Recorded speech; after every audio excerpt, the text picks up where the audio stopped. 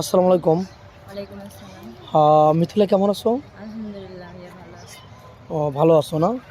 তো যাই হোক, আমাদের ক্যামেরার সামনে আবার আসলা। তুমি কি এখনো কোনো সাড়া পাওনি? সারা পাইলে তো আর ভাই এখানে আসতাম না, সারা পাইনি এদিকে তো আসছিল। আচ্ছা, তোমার বয়স তখন কত বলছিলে? 21+। হ্যাঁ।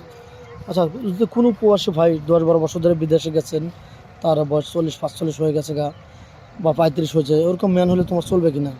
হ্যাঁ, আমার সমস্যা নেই, শুধু মন মানসিকতা ভালো হওয়া লাগে। মন মানসিকতা ভালো থাকতে হবে, এই তো। জি। ও, আচ্ছা, তোমার বাংলাদেশের কোন জেলাটা ভালো লাগে? কোন জেলায় বিয়ে বসতে চাও? জেলা তো কোনো ফ্যাট না, মানে আমি এমন একজন মানুষ চাই যাতে তার মন মানসিকতা ভালো হবে, তো সে যদি আমাকে গাছতলায় নিয়ে থাকে আমি গাছতলায় থাকবো। তুমি গাছতলায় থাকতে রাজি হ্যাঁ। নাকি? জি। সত্যি বলছো তো? জি।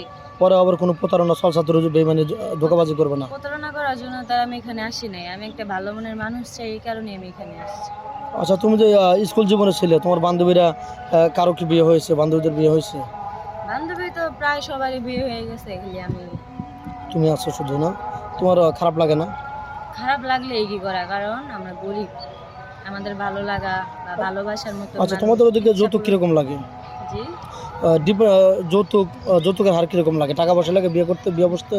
3-4 লাখ টাকার নিচে তো কোনো মেয়েরই বিয়ে হয় না। যার বাবার আছে তার ভালো করে বিয়ে হয়, যার নাই তার হয় না। আমার বাবা যেরকম নাই, এরকম আমার বিয়ে শাদী করার মতন বা ভালো ফ্যামিলি থেকে একটা গরিব ছেলেও জায়গায় আসবো ওরকম না। ও আচ্ছা, তাহলে তুমি চাচ্ছ একটা ভালো মনের মানুষ যৌতুক ছাড়া যেন আমাকে বিয়ে করে, আমি হ্যাপি থাকতে চাই। জি। স্বামী বা সংসার তো তুমি আগলে রাখতে পারবে নাকি? অবশ্যই। তোমার কি যৌথ ফ্যামিলি ভালো লাগে না সিঙ্গেল ফ্যামিলি?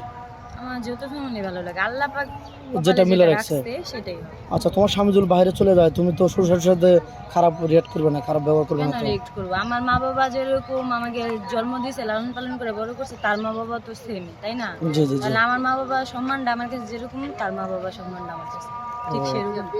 আচ্ছা, তুমি কি ফোন কিনেছো? না, আমার ফোন নাই। আদৌ ফোন কিনুনি? না।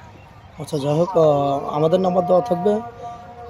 কেউ ভিডিও কল দেবেন না, অডিও কল দেবেন। ভিডিও কল দিলে ব্লক করতে বাধ্য হবো। তো যাই হোক, বিয়ে শাদী করে কীভাবে জীবন সংসার গোছাতে চাও, এটা দর্শক বন্ধু একটু জানতে চাই। আমি বিয়ে শাদী করবো, যে আমাকে বিয়ে করবে আমার সব কিছু যাই না শুই না, আমি গরিব, আমি অসহায়, সেটা যাই না শুনে আমাকে সে বিয়ে করবে।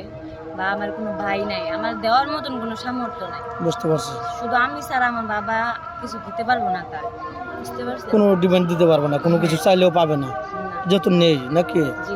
শুধু তোমাকে বরণ করতে হবে। আর আমি সুখে সংসার করতে চাই, ভালোভাবে জীবন কাটাতে চাই, যাতে এরকম ভাবে থাকতে চাই, যার হাতটা আমি ধরতে চাই, যাতে মৃত্যুর আগ পর্যন্ত যাতে তার হাত পাই আমার, আচ্ছা, তার হাতে থাকি।